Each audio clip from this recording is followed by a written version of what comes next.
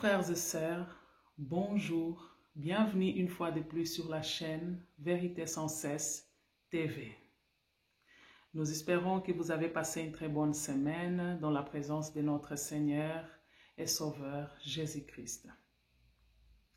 Aujourd'hui, notre serviteur, le frère Armando Kinanga, va aborder comme thème la guerre d'Armageddon, qui est donc la suite sur l'enlèvement de l'Église.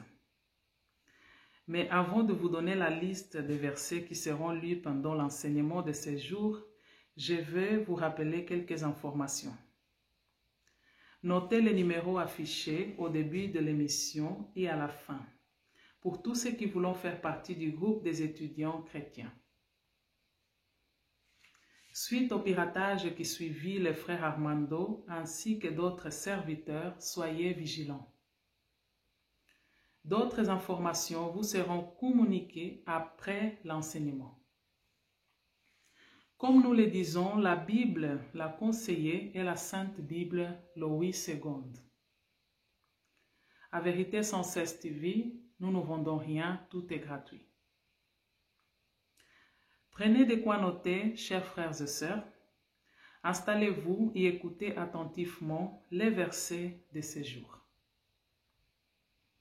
Apocalypse 16 au verset 13 à 16.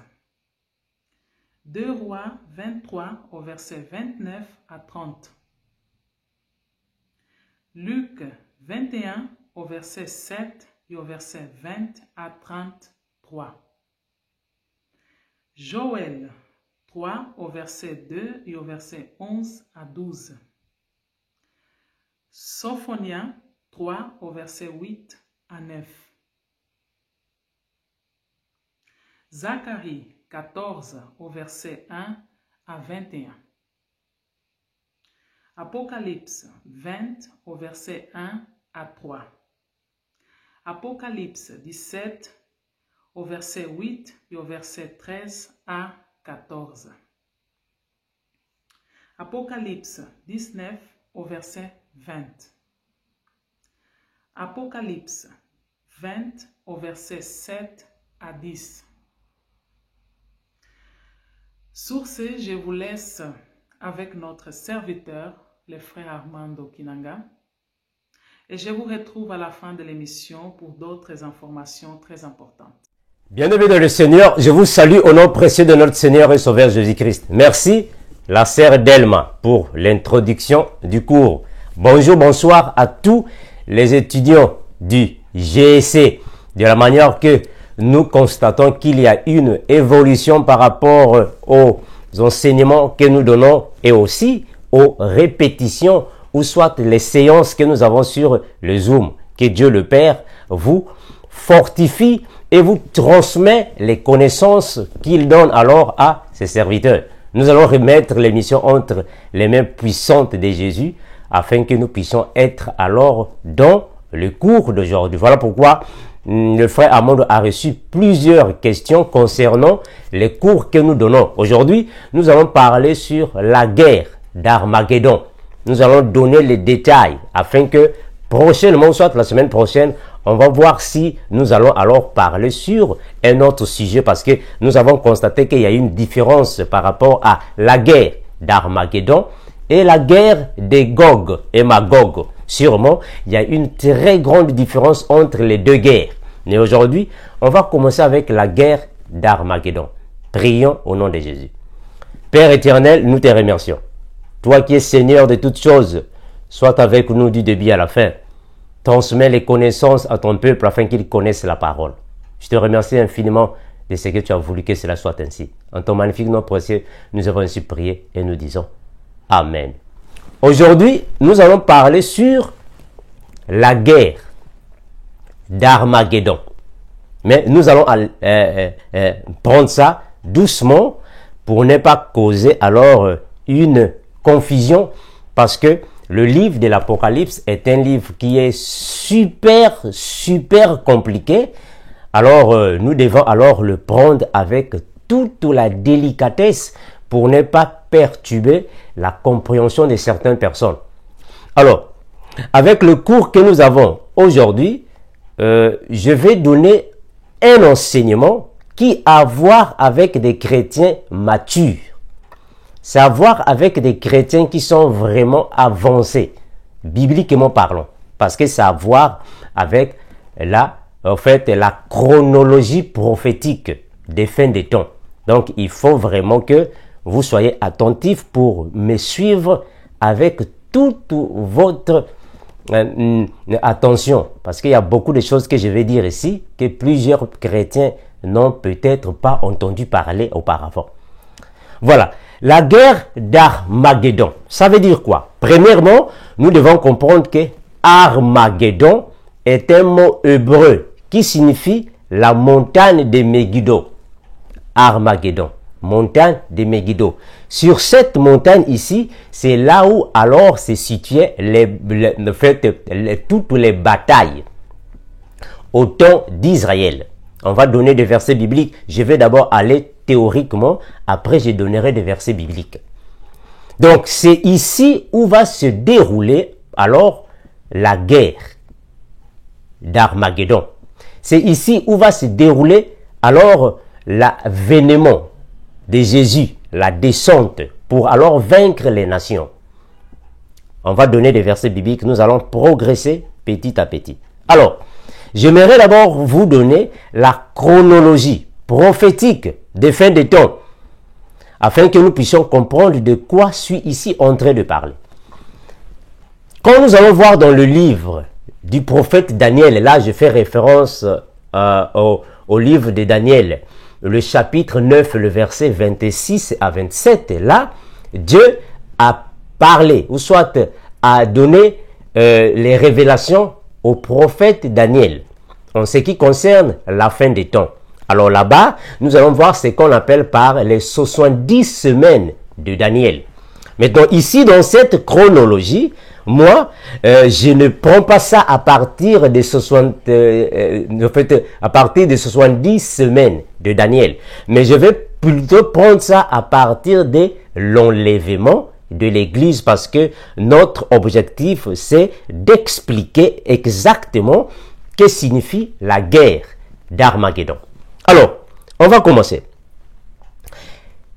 Pendant l'enlèvement de l'Église, il y a alors un signal qui doit être donné à la voix d'un archange au son de la trompette. C'est alors que le Seigneur Jésus-Christ fera alors sa descente dans les airs pour prendre alors l'Église. On va donner le verset biblique. Pour prendre l'Église. Alors cette étape ici, c'est alors le deuxième avènement du Seigneur Jésus. Il revient pour prendre l'Église pour participer alors à la fête des noces. Quand l'Église sera enlevée de la terre, alors là, il y aura alors des alliances que l'homme impie fera avec plusieurs, mais particulièrement, nous sommes ici en Israël. Avec Israël, l'homme impie fera alors des alliances. Alors, nous avons compris que l'homme impie ne sera rien d'autre que quelqu'un venant d'une famille juive. L'homme impie doit être quelqu'un qui va sortir de la famille juive, parce que personne ne peut se proclamer Messie sans pourtant avoir le sang de la descendance d'Abraham. Il doit être descendant d'Abraham. Il faut que alors sa naissance soit dans le calendrier prophétique. C'est alors qu'il sera alors possédé par le diable. En fait, le diable va s'incarner en lui, en ces juifs, afin qu'il soit alors l'homme impie. Alors, quand l'homme impie va signer les contrats de 7 années, ici, cette année est appelée par une semaine. Ça, ce sont les semaines prophétiques. Une semaine, prophétiquement parlant, correspond à 7 ans. Alors, dans les 7 années, il y aura 1260 jours qui correspondent à 3 ans et demi. Pendant ces 3 ans et demi, alors nous aurons en Israël alors les vierges folles, ainsi que dans toute l'étendue de la terre. il y aura alors les vierges folles qui vont rester, parce qu'il faut savoir que nous sommes divisés en deux groupes. Il y a les vierges sages et les vierges folles. Pendant l'enlèvement, c'est seulement les vierges sages qui vont monter avec le Christ. Les vierges folles vont rester sur la terre. Aussi, les païens vont rester sur la terre. Ici, cette chronologie prophétique reflète alors Israël qui est considéré comme l'horloge du monde. Alors, pendant cette période de 3 ans et demi, Dieu fera une grâce supplémentaire ou particulière au peuple juif, précisément en Israël. Dieu va envoyer 2 témoins qui iront alors prophétiser, évangéliser le peuple d'Israël, pratiquement les 5 folles qui vont y rester en Israël. Alors, quand ils seront alors prophétisés, enseignés pendant les 3 années et demie qui correspondent à 1260 jours. Alors, il y aura alors ce qu'on appelle par les alliances. L'homme impie, lui, il fera les alliances pendant cette période. Pendant cette période ici, l'homme impie fera alors ce qu'on appelle en fait, des bonnes actions en Israël. Il va se comporter en homme, en fait, de piété. Il va bien se comporter, il va bien traiter le peuple d'Israël. Et après ces 3 ans et demi, nous aurons encore une moitié des 3 ans et demi. Dans ces 3 ans et demi ici, c'est ici alors que l'homme impie va montrer un visage négatif. C'est-à-dire qu'il va maintenant démontrer ses œuvres sataniques. Il va maintenant chercher à imposer les abominations en Israël. Il va maintenant chercher à poser alors toute doctrine ou soit tout enseignement qui sont contraires à la parole. Alors c'est à partir de là que presque à la fin de la 3e année et demie, il va alors chercher à implorer ou soit implanter la marque de la bête. Alors cette période, c'est ça qu'on appelle par la grande tribulation. C'est-à-dire qu'il y aura beaucoup de soulèvements, il y aura beaucoup de tueries et il y aura des moments difficiles. Pendant ce temps ici, l'homme impie va tuer les 2 témoins. Et il va causer alors plusieurs autres choses abominables, pas seulement en Israël, mais dans toutes les tribus de la terre, dans toutes les familles de la terre et dans toutes les langues de la terre. C'est lui l'homme impie qui va alors régner. Il fera 7 années de règne, ce qui correspond prophétiquement parlant par 1 semaine de règne. Mais il va régner avec qui? Il va régner avec la bête et le faux prophète. Ils vont régner pendant cette période. Il y aura beaucoup de tueries. Il y aura la marque de la bête. C'est alors que nous disons alors que la marque de la bête n'est pas pour nous l'église, mais ça sera après l'enlèvement de l'église. Ici, l'église n'est plus ici, c'est-à-dire les vierges sages ne sont plus ici. Nous sommes déjà partis au ciel. Ceux qui sont restés ici, ce sont les vierges folles. Alors, pendant la 2e moitié du règne de l'homme impie, c'est alors que Dieu va alors chercher à choisir, ou soit chercher à mettre le sceau sur les 144 000 élus d'Israël. C'est-à-dire que ceux qui vont passer le moment de la grande tribulation, ceux qui vont résister à la marque de la bête, ceux qui n'auront pas part aux œuvres sataniques, les 144 000, ce sont alors des Juifs.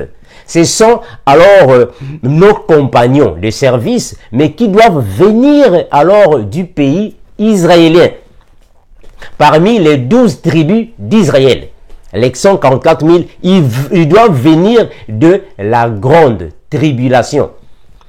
Quand l'homme impie va tuer les 2 prophètes, quand l'homme impie va imposer les œuvres sataniques, il va tuer plusieurs personnes. Il va alors fouler aux pieds le temple de Jérusalem. Ils vont gaspiller tout ce qui est à Jérusalem. C'est alors qu'à la fin, à presque la fin, presque au milieu et à la fin de la troisième moitié, pardon, de la deuxième moitié de 3 ans et demi, c'est alors qu'il y aura la continuité du 6e et du 7e sceau.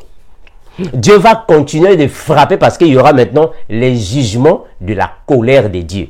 Les 7 anges qui vont déverser les 7 coupes de la colère de Dieu. Pourquoi? Mais parce que l'homme impie aura fait des dégâts en Israël, spécialement à Jérusalem. Quand l'homme impie aura alors saccagé le peuple d'Israël, c'est alors que la colère de Dieu va alors s'enflammer contre l'homme impie et son gouvernement. C'est alors que nous allons parler du gouvernement mondial. C'est alors que nous allons aussi parler de l'œcuménisme.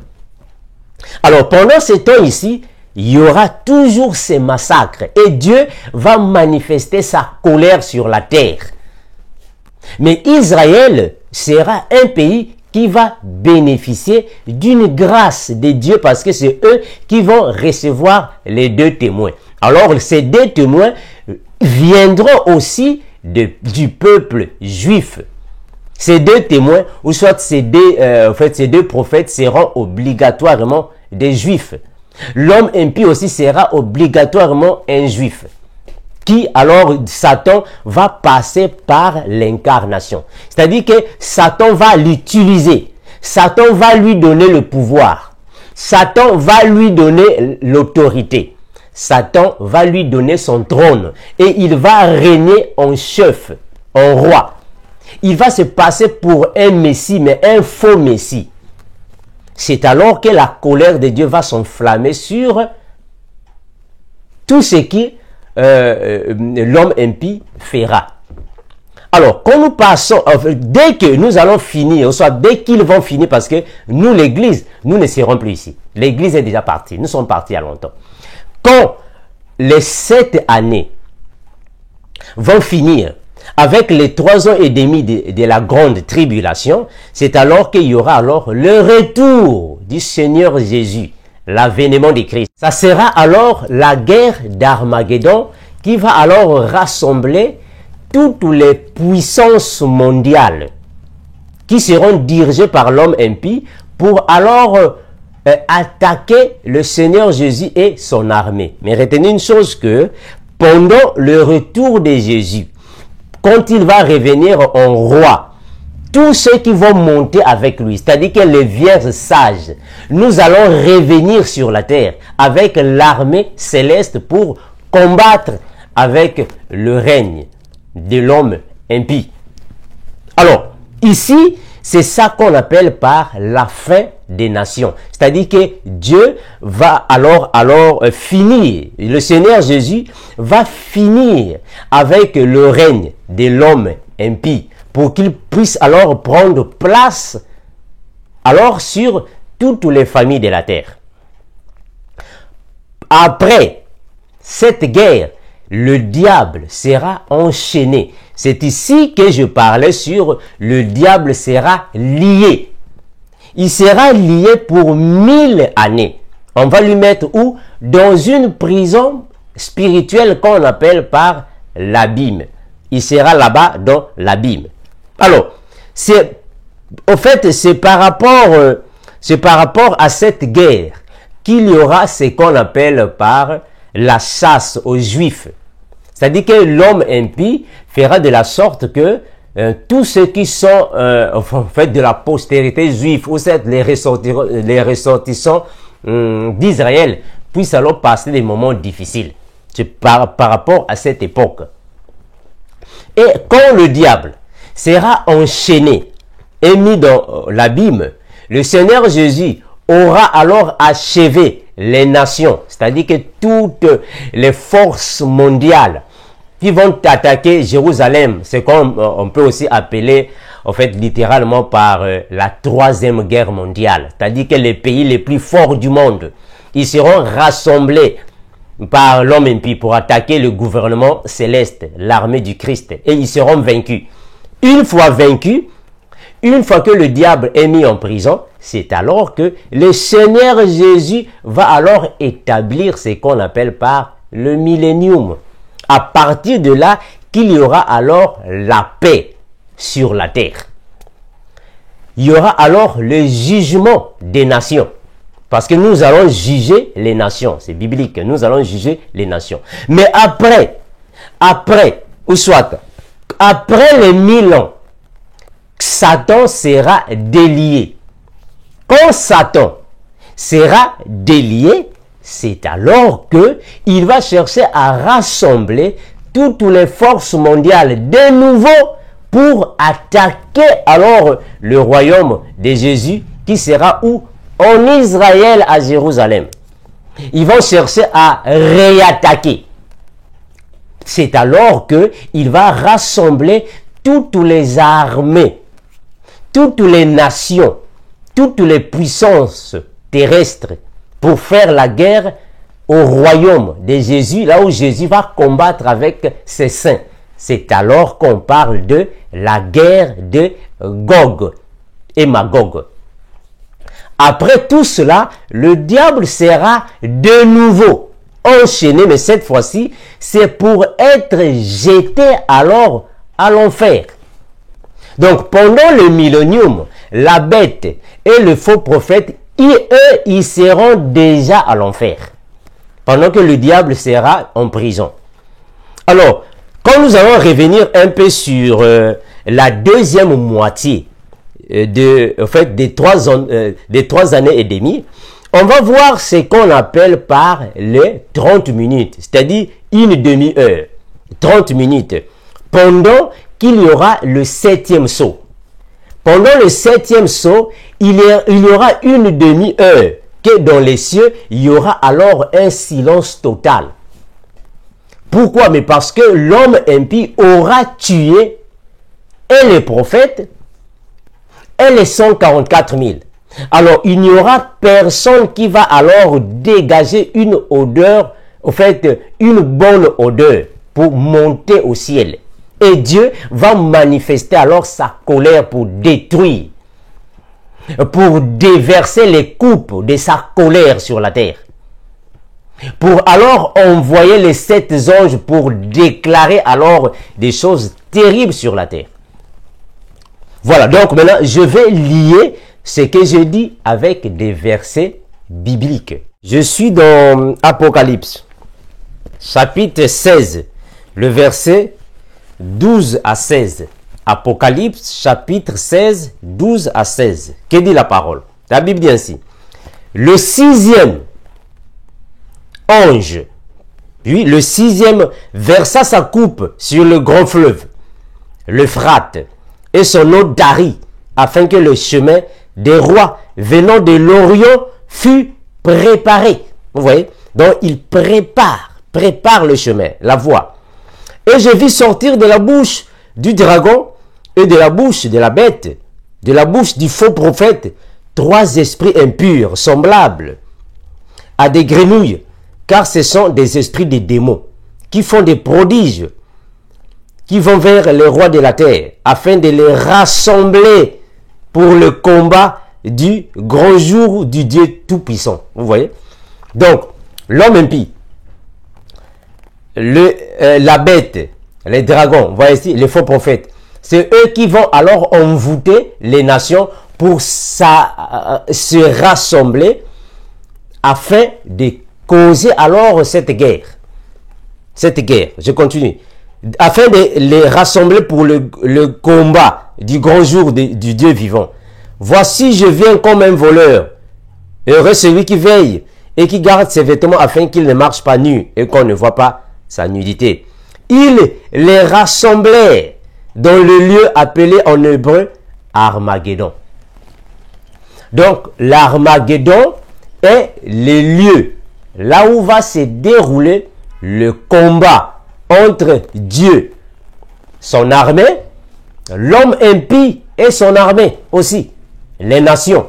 Donc Dieu va combattre les nations. Voilà pourquoi nous confirmons toujours que Jésus-Christ est le Dieu que nous servons, parce que c'est lui qui est Dieu. Alors, nous allons prendre 2 Rois. Partons de 2 Rois 23, 29 à 30. 2 Rois 23, 29, 30. Là, ça va nous démontrer que signifie en réalité, au fait, la montagne de Megiddo. 2 Rois 23, 29, 30. 23, 29, 30. La Bible dit ainsi: de son temps, Pharaon Négo, roi d'Égypte, monta contre le roi d'Assyrie vers le fleuve d'Euphrate. Le roi Josias marcha à sa rencontre et Pharaon le tua à Megiddo. Voilà pourquoi j'ai dit que Armageddon signifie la montagne de Megiddo. C'est là où se passaient la plupart des batailles des rois en Israël. En Israël. Megiddo. Dès qu'il fut, ses serviteurs l'emportèrent mort sur un char. Ils commencèrent de Megiddo à Jérusalem et ils l'enterrèrent dans ce sépulcre. Et le peuple pleura. Donc c'est là où se passaient alors les guerres, les grandes batailles des rois. Ça s'appelait Armageddon. Donc c'est un lieu symbolique que le Seigneur Jésus aussi va utiliser pour combattre l'homme impie et les rois de la terre. Ce lieu-là, on appelle ça en hébreu Armageddon, c'est-à-dire la montagne de Megiddo. Alors, nous allons prendre Luc 21. Luc chapitre 21, le Seigneur Jésus, là-bas, nous dit, je vais prendre ça dans cette version, le Seigneur Jésus nous dit un tout petit peu comment est-ce que va se passer la grande tribulation. Je vais lire ça dans cette version-là. Je suis dans la version Louis II 21, la Sainte Bible. Louis II 21, la Sainte Bible. Je suis dans Luc 21. Luc chapitre 21. Nous prenons le verset 7. Premièrement, on va prendre le verset 7, là où les disciples de Jésus ont demandé au Seigneur Jésus qu'est-ce qui se passera avant l'avènement. Verset 7. Je suis dans Luc 21, le verset 7. Le verset 7. Les disciples de Jésus demandèrent: Maître, quand donc cela arrivera-t-il? Et quel signe reconnaîtra-t-on? Ces événements vont se produire. Les disciples demandaient à Jésus sûrement comment est-ce qu'ils vont reconnaître, qu'est-ce qui va se passer avant l'arrivée du Messie. Qu'est-ce qui va se passer? Qu'est-ce qu'il aura? Le Seigneur Jésus leur répond alors. Là, je suis dans le verset 20 et 23. 20, 23. Je suis toujours dans Luc. Je prends 20, 23. Lorsque vous verrez Jérusalem encerclée par des armées, sachez que sa destruction est proche. Vous voyez?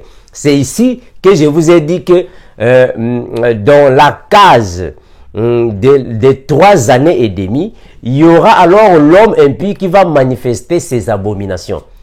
Donc, Jérusalem sera encerclée par des armées. Mais les armées là viennent des nations. Les pays les plus puissants du monde. Ils iront attaquer l'autre là, Israël, précisément à Jérusalem. Lorsque vous verrez Jérusalem encerclée par des nations, par des armées, sachez que la destruction est proche. Alors, que ceux qui sont en Judée s'enfuient dans les montagnes, que ceux qui sont à l'intérieur de Jérusalem en sortent, et que ceux qui seront dans les champs n'entrent pas dans la ville, car ce seront des jours de vengeance. Voilà. Ce sera des jours de vengeance parce que Dieu va manifester sa colère.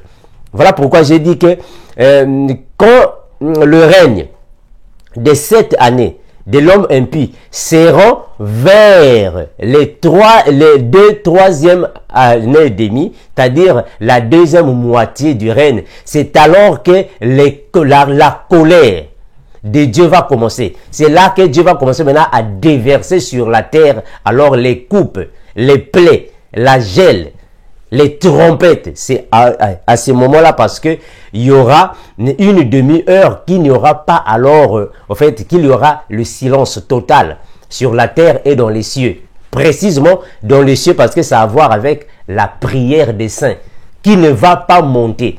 Il n'y aura plus la prière des saints qui montera. Donc, il y aura un silence pour une demi-heure qui correspond alors à 30 minutes. Mais 30 minutes, c'est prophétique. Ça correspond à 3 années et demie. C'est à ce moment-là qu'on va parler alors de la grande tribulation. C'est pendant cette grande tribulation, les moments de difficulté, que Dieu va alors choisir les 144 000 élus d'Israël.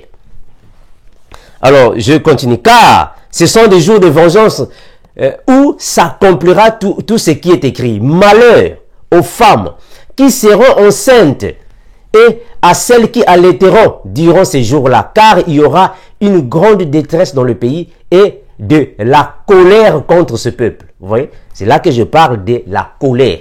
Dieu va déverser sa colère. Jésus-Christ dit malheur aux femmes qui seront enceintes.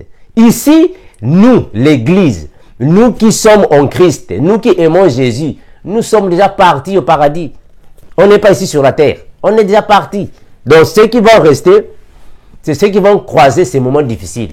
Et pendant vers la fin, les 144 000 seront déjà décapités. Les 2 témoins seront déjà morts. Donc, ceux qui vont rester là, c'est sur eux que Dieu va déverser sa colère. La colère va continuer parce que la colère va commencer à un point jusqu'à continuité. En fait, ce sera une continuité des fléaux. Ça sera alors la continuité. Mais toute cette continuité sera pendant le règne de l'homme impie. Parce que c'est une continuité. Ça va continuer, ça va continuer. Alors, là, nous allons prendre Joël 3. Joël chapitre 3. Je prends Joël. Joël chapitre 3. Joël chapitre 3. Je vais prendre le verset 3 et 2. Joël 3, 2. Joël 3, 2. Que dit la parole? Joël chapitre 3, le verset 2. Même sur les serviteurs et sur les servantes, dans ces jours-là, je déverserai mon esprit. Je ferai des prodiges dans le ciel et sur la terre, du sang, du feu et des colonnes de fumée. Le soleil se changera en ténèbres et la lune en sang avant l'arrivée du jour de l'Éternel, de ce jour grand et terrible. Vous voyez? Donc, avant que le Seigneur Jésus ne revienne, voilà pourquoi nous disons toujours que l'Éternel, le Dieu puissant, va revenir. Il s'agit de Jésus-Christ. Jésus-Christ, c'est lui qui est le Dieu tout-puissant. Avant qu'il ne revienne, il y aura toutes ces choses ici. C'est ça qu'on appelle par la colère de Dieu. Toutes ces choses, la colère de Dieu. Dieu va enflammer alors l'autre là, sa colère. Ça sera difficile là-bas, la colère de Dieu. Alors, nous allons prendre aussi, là, je suis, prenons Joël aussi. Joël 3. Je vais toujours, bon là je suis dans notre version. On va toujours continuer avec Joël chapitre 3. Joël chapitre 3, nous allons prendre le verset 11, oui. On va prendre le verset 11. Hâtez-vous et venez, vous toutes les nations d'alentour, et rassemblez-vous. Là, ô Éternel, faites descendre des héros, que les nations se révèlent et qu'elles montent vers la vallée de Josaphat. Vous voyez? La vallée de Josaphat, c'est là où que le Seigneur Jésus-Christ va. En fait, ça, ce sont les points de repère, des repères par rapport à la descente, à la venue, soit à l'avènement de Jésus. Ce sont les points de repère. La vallée de Josaphat en Israël. La vallée de Josaphat en Israël, comme je disais. car là, je siégerai pour juger toutes les nations d'alentour. Vous voyez? Donc, le Seigneur Jésus va faire le jugement de toutes les nations de la terre à la vallée de Josaphat. Ça se trouve en Israël. La vallée de Josaphat. C'est là où il y aura alors les jugements. Dieu va faire ses jugements. C'est-à-dire, il va manifester sa colère sur toutes les nations qui vont attaquer Jérusalem. Voilà. Prenons Sophonie. On va prendre Sophonie. Là, je suis dans Sophonie. On va prendre Sophonie, le verset. Prenons 3. Sophonie, chapitre 3, le verset 8 à 9. Attendez-moi donc, déclare l'Éternel, le jour où je me lèverai pour le butin, car j'ai décidé de rassembler les nations, de rassembler les royaumes, pour déverser sur eux ma colère. Vous voyez? Pour déverser sur eux ma colère. Cela va se passer après la grande tribulation. C'est à voir avec la guerre d'Armageddon. Parce que c'est une continuité des événements. Une continuité des événements. Je vais déverser sur eux ma colère. Toute l'ardeur de ma colère. Oui, toute la terre sera dévorée par le feu de ma jalousie. La jalousie, pourquoi? Parce que les nations vont attaquer Israël. Donc, Jésus fera cette jalousie parce que c'est son peuple. C'est son épouse légale, légitime, qui est en train d'être attaquée. Alors, on va prendre Zacharie chapitre 14, le verset 1er. Je vais lire un peu rapidement parce qu'il y a beaucoup de versets. Zacharie 14, le 1er jusqu'au 21e verset. Voici qu'arrive un jour pour l'Éternel, et l'on partagera de toi le butin qu'on t'a pris. Je rassemblerai toutes les nations pour qu'elles attaquent Jérusalem. La ville sera prise, les maisons seront pillées et les femmes seront violées. Vous voyez? Donc tout ça, c'est ce qui va se passer pendant la grande tribulation pour aller à la guerre d'Armageddon. C'est une séquence des événements.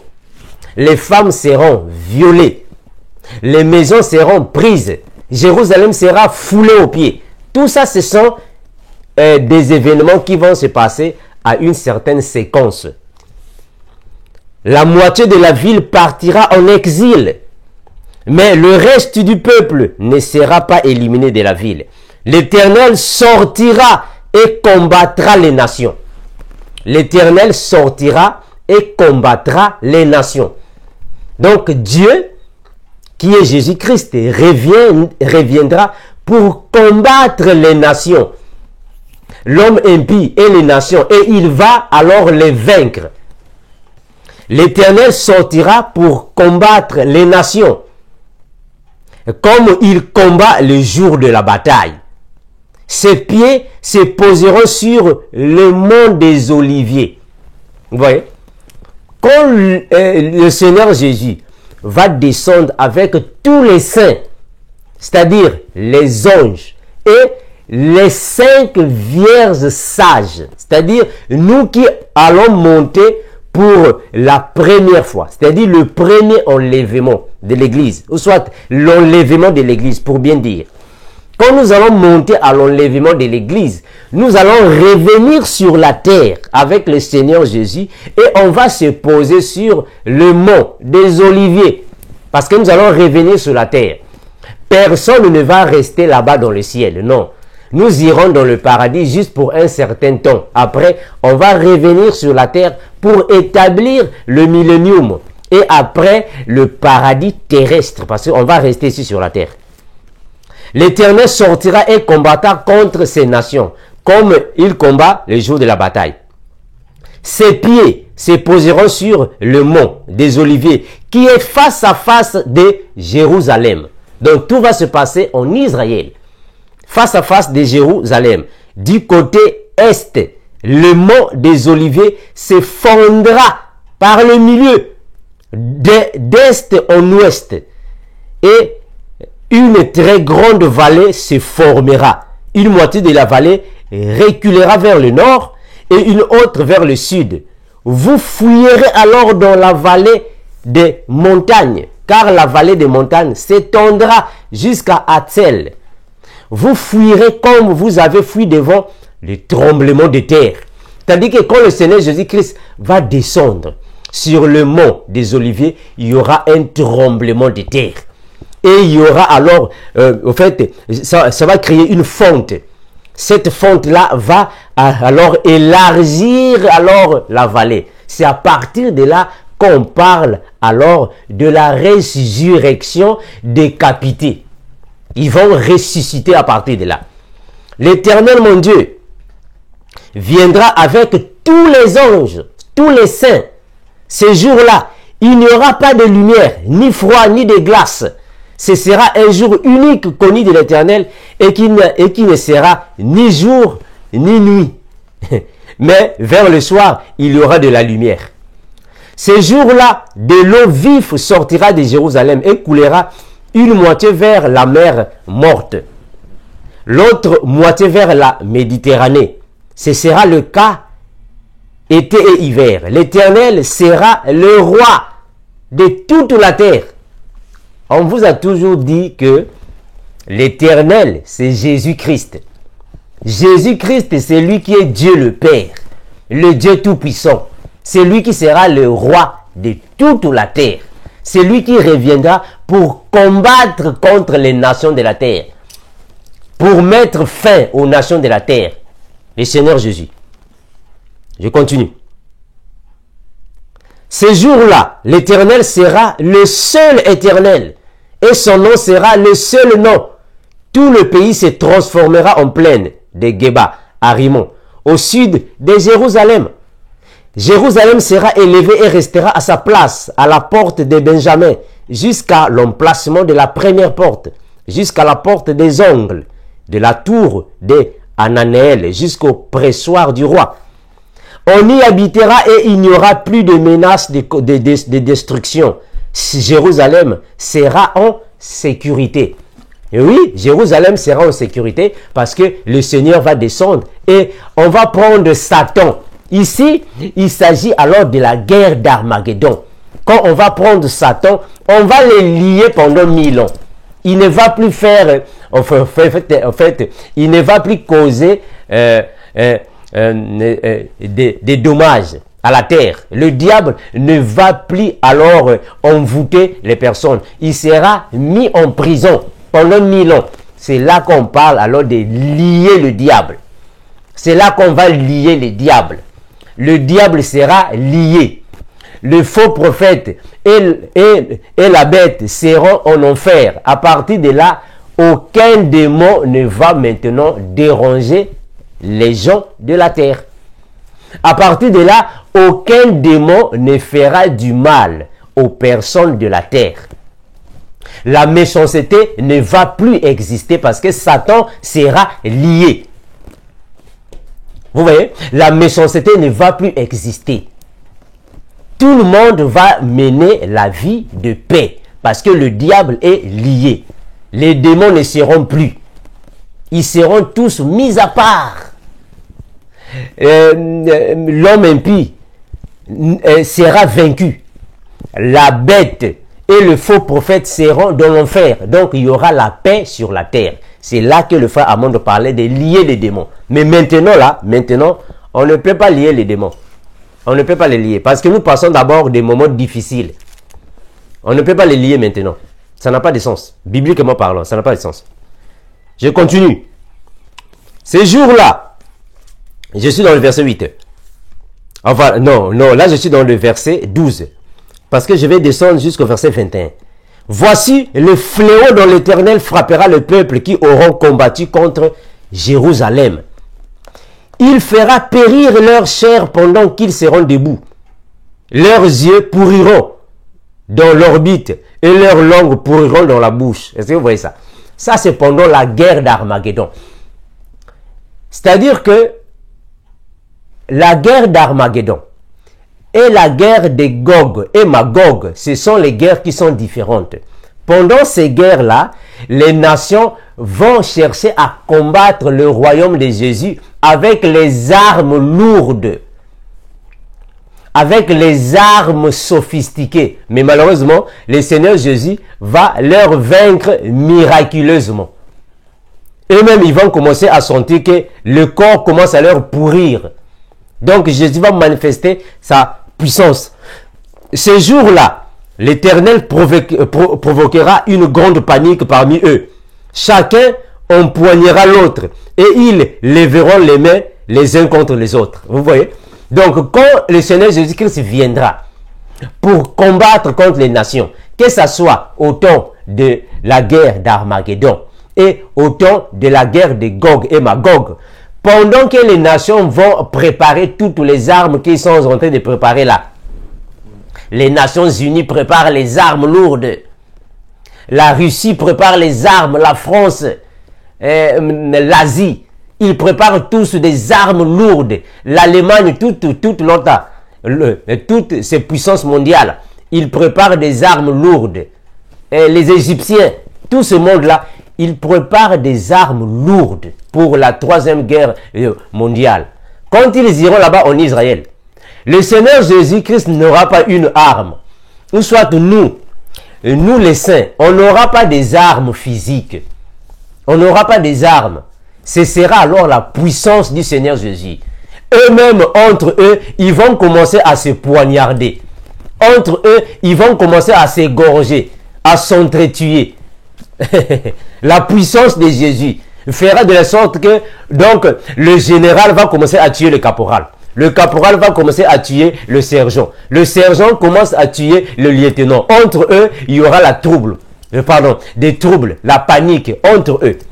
La puissance de Jésus. Jusqu'à ce que le Christ va finir tous. Je continue.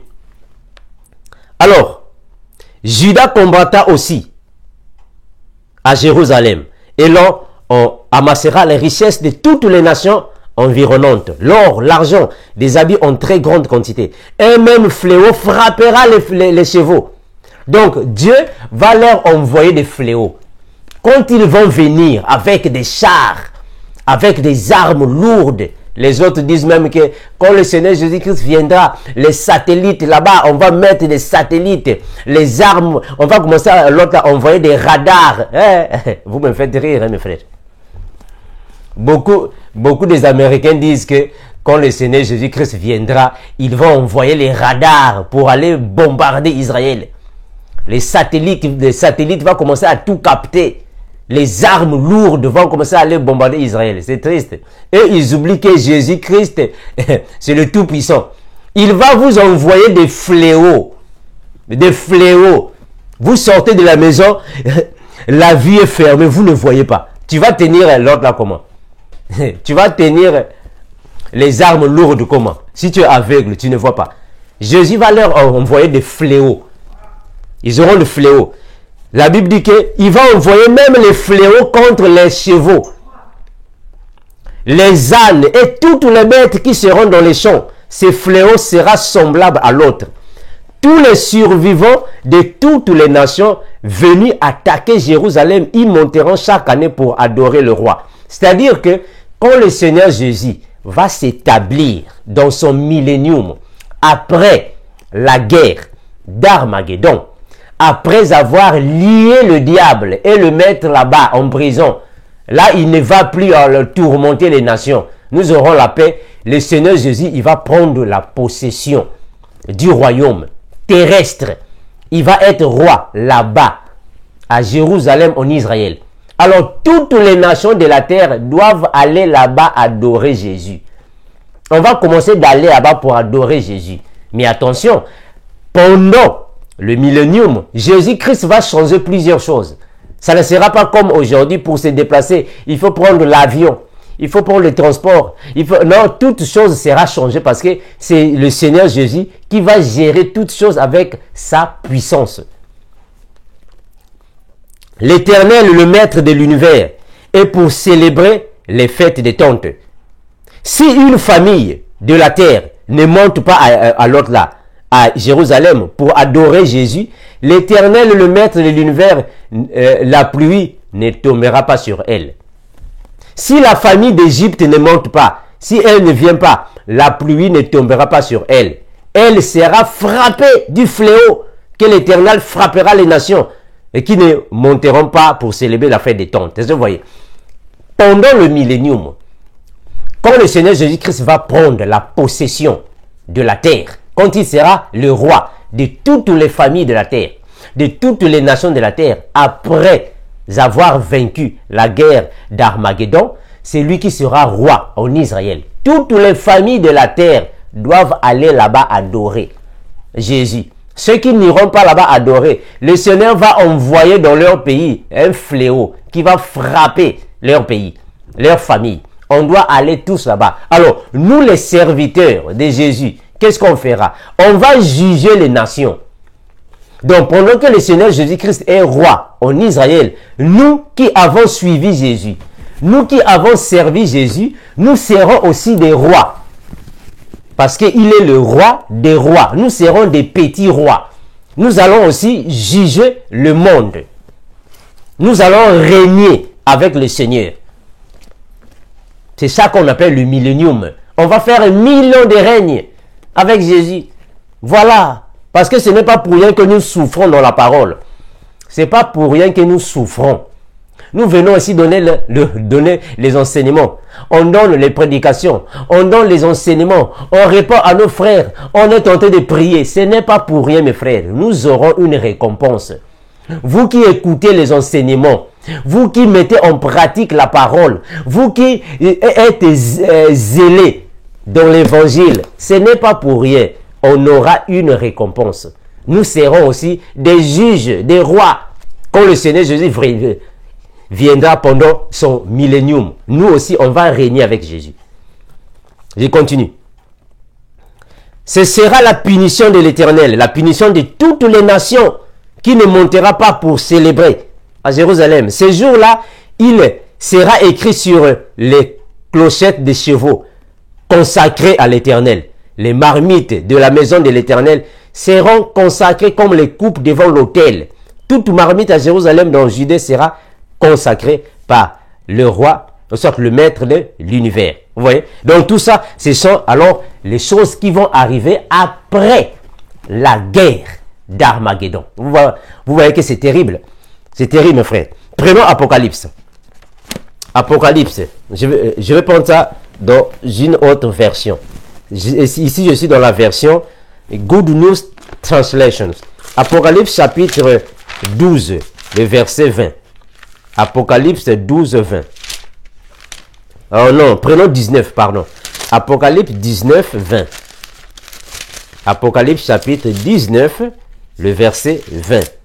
Qui dit la parole? Apocalypse 19, 20.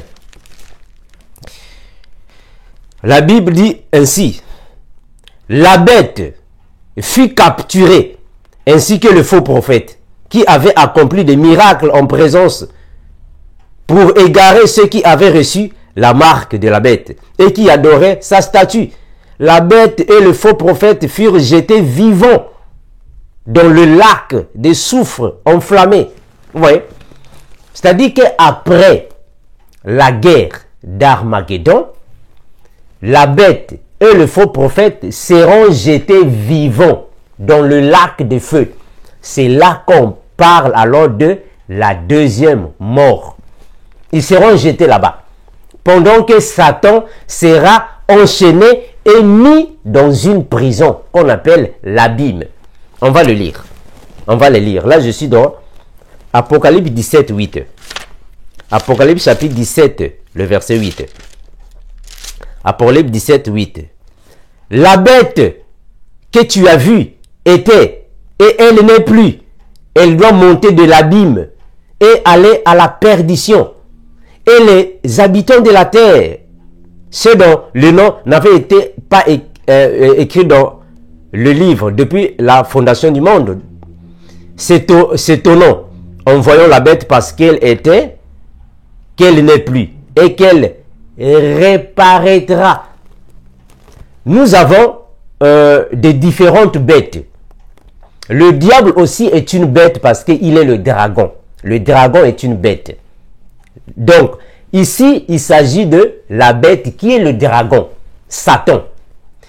Il sera emprisonné dans l'abîme. Après, il sera relâché. Après 1000 années, on va le relâcher. C'est alors qu'il va rassembler les nations de la terre pour former la guerre des Gog et Magog. On va en parler dans une vidéo. Prenons 13-14. Je suis toujours dans Apocalypse chapitre 18, le verset 13 à 14. Que dit la parole? 18. Non, prenons, voilà, 17, pardon. Je suis dans 17. Il fallait que je prenne 17. 17, voilà. 13, 14. La Bible dit ainsi. Ils ont un même dessein et ils donnent leur puissance et leur autorité à la bête. Ils combattront contre l'agneau et l'agneau les vaincra. Ici, il s'agit maintenant de cette guerre que je parle. L'agneau le vaincra. Et parce qu'il est le Seigneur des seigneurs, le roi des rois. Et les appelés, et les élus, et les fidèles qui sont avec lui, les vaincra.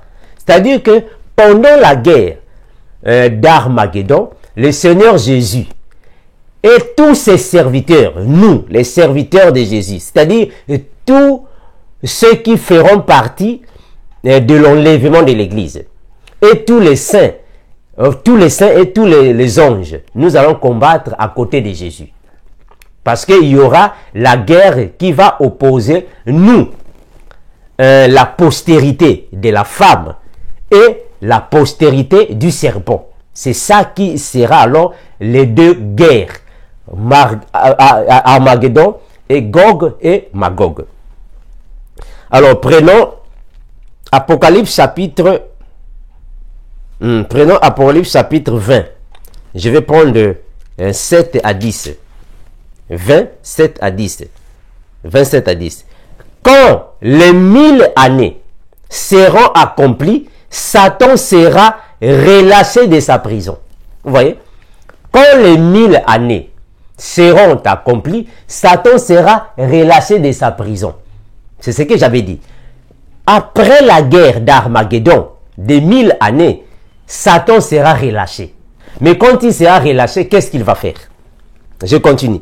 Et il sortira pour séduire les nations qui sont aux quatre coins de la terre, Gog et Magog, afin de les rassembler pour la guerre.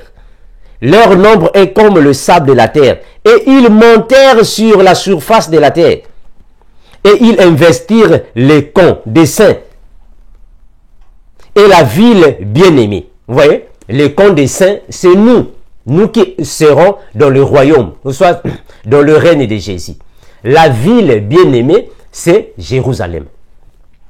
Ils vont alors faire quoi? Ils vont nous combattre. Je continue. Et ils montèrent à la surface de la terre. Voilà. Et le saint bien-aimé. Mais un feu venant de Dieu descendu du ciel et les dévora. Le diable qui les séduisait fut jeté dans l'étang de feu et des soufres où sont la bête et le faux prophète. Et ils seront tourmentés de nuit au jour, aux éternités, à l'éternité. C'est-à-dire que ici, ça parle de la guerre des Gog et Magog. Je ferai une vidéo spéciale, je vais bien expliquer ici. Après la guerre d'Armageddon, il y aura 1000 années. Le diable sera enchaîné.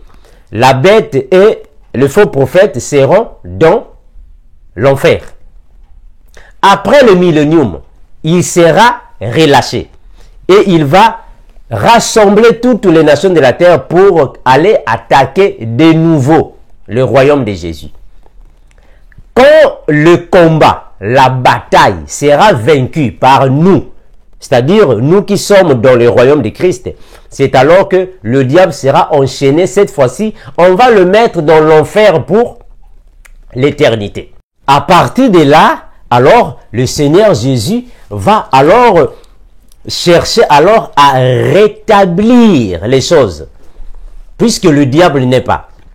Le diable n'est pas, c'est à partir de là que nous allons alors parler sur ce qui reste. C'est-à-dire que tous ceux qui seront morts et n'ayant pas la sémence de Dieu, n'étant pas en Christ, ils vont alors ressusciter pour le jugement dernier.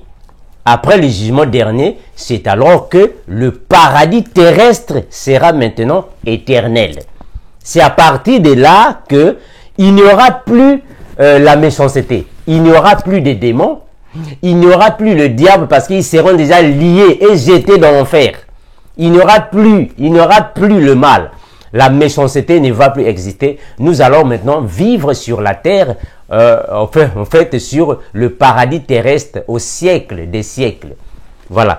On va lire le dernier verset, qui est Apocalypse 20, le verset 1 à 3. Puis je vis descendre du ciel un ange qui avait la clé de l'abîme et une grande chaîne dans sa main. Il saisit le dragon, le serpent ancien qui est le diable, et le lia pour 1000 ans. Voilà, c'est ici qu'on va lier le diable. Pour 1000 ans. On va le lier pour 1000 ans. Il le jeta dans l'abîme. Il ferma l'abîme.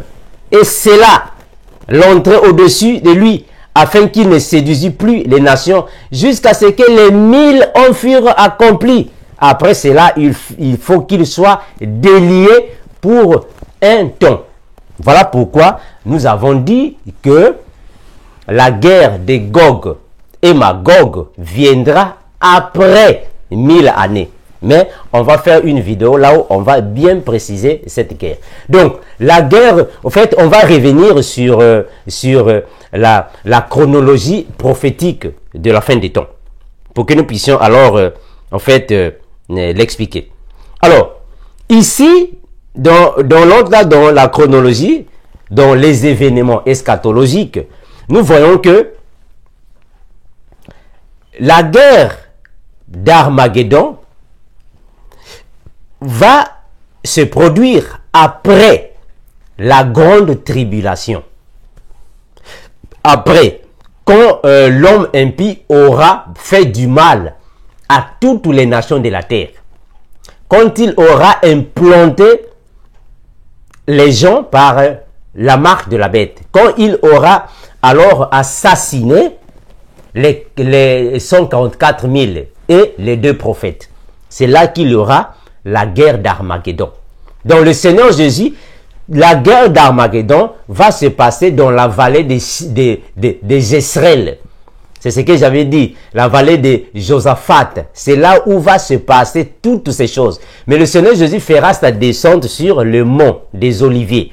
C'est là où il y aura alors des tremblements de terre qui va causer alors la résurrection des 144 000 parce qu'on sera tous ensemble avec le Seigneur. Voilà pourquoi dans la Bible, il est dit que les 144 000 étaient sur la montagne de Sion avec l'agneau. C'est à partir de là. Donc c'est là qu'on parle sur la fin des nations. Alors, après la guerre d'Armageddon, nous aurons le millénium. Le millénium prend 1000 années, 1000 ans, le règne du Seigneur Jésus. Après 1000 ans, le diable sera enchaîné et il sera délié après 1000 ans. C'est alors que il va former la guerre de Gog et Magog. Mais malheureusement, il sera toujours vaincu par nous et le Seigneur. Après, là, il sera alors enchaîné pour être envoyé éternellement dans les temps de feu et de soufre avec toute son équipe. Après viendra le jugement dernier. Là où dans le jugement, le Seigneur Jésus-Christ verra ceux qui auront des noms écrits dans le livre ou pas. Maintenant, nous l'Église, nous ne serons pas jugés.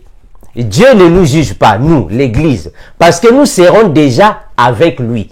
Parce que nous allons déjà monter pendant l'enlèvement de l'Église. Mais Jésus va juger qui?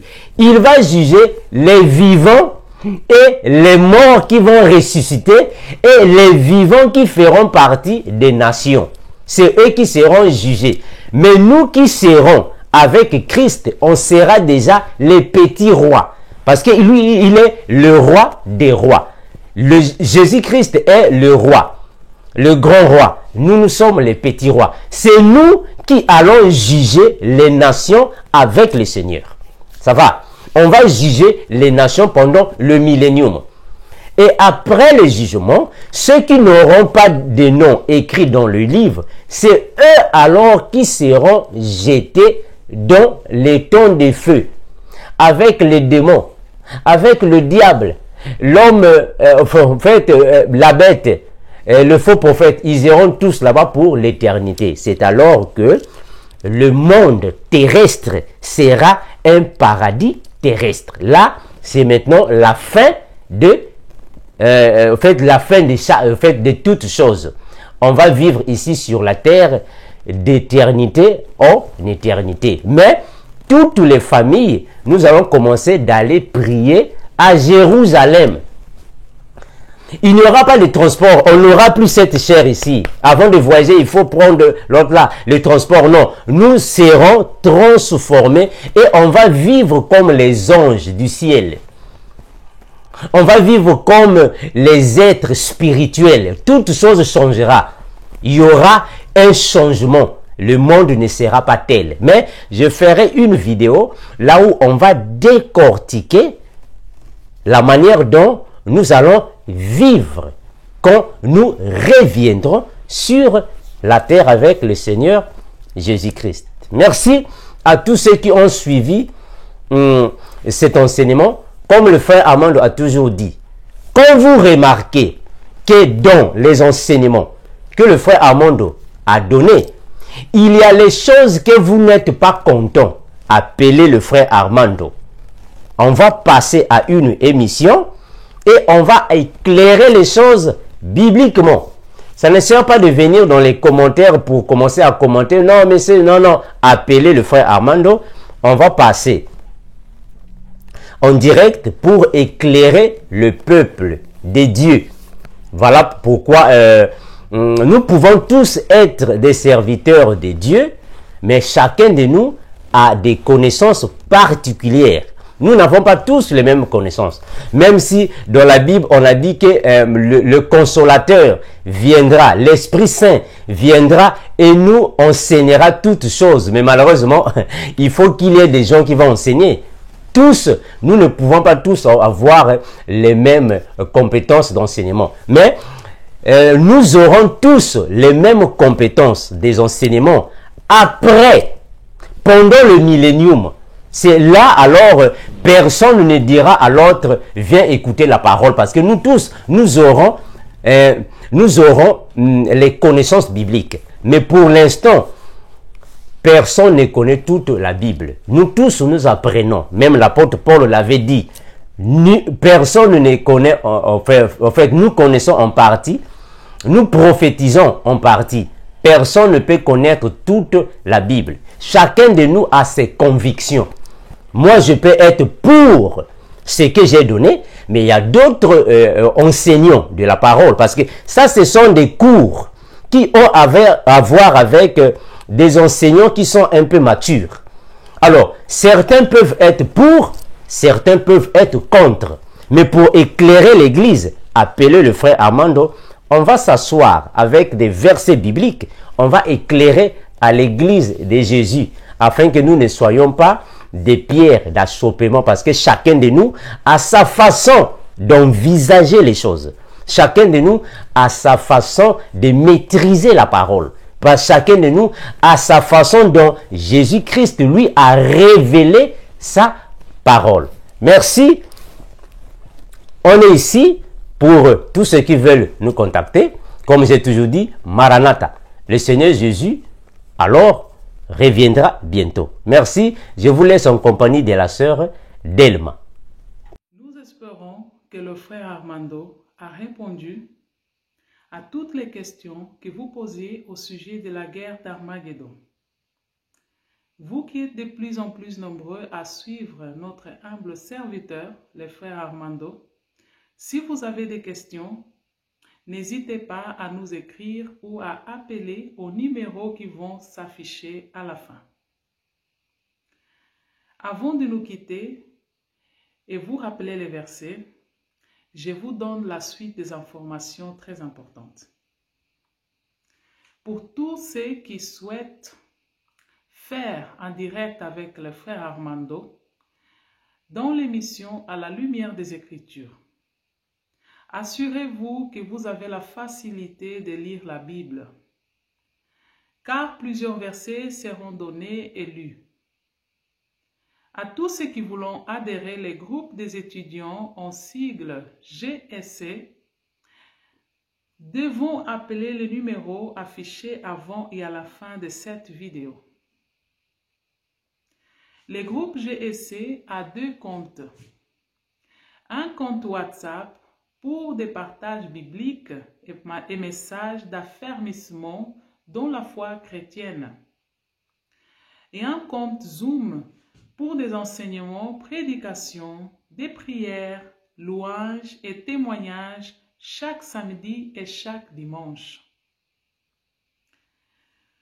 Tous les frères et sœurs ont l'obligation de suivre les règles du groupe afin de ne pas causer une occasion de chute pour les autres. Je vais donc vous rappeler les versets lus dans le cadre de l'enseignement. Apocalypse 16 au verset 13 à 16. 2 Rois 23 au verset 29 à 30. Luc 21 au verset 7 et au verset 20 à 33. Joël 3 au verset 2 et au verset 11 à 12. Sophoniens 3 au verset 8 à 9. Zacharie 14 au verset 1 à 21. Apocalypse 20 au verset 1 à 3. Apocalypse 17 au verset 8 et au verset 13 à 14. Apocalypse 20 au verset 7 à 10. Merci frères et sœurs pour avoir suivi cette émission. Surtout, restez attachés au Christ. Que Dieu vous bénisse. Je vous retrouve donc à la semaine prochaine, si Dieu le veut. À bientôt.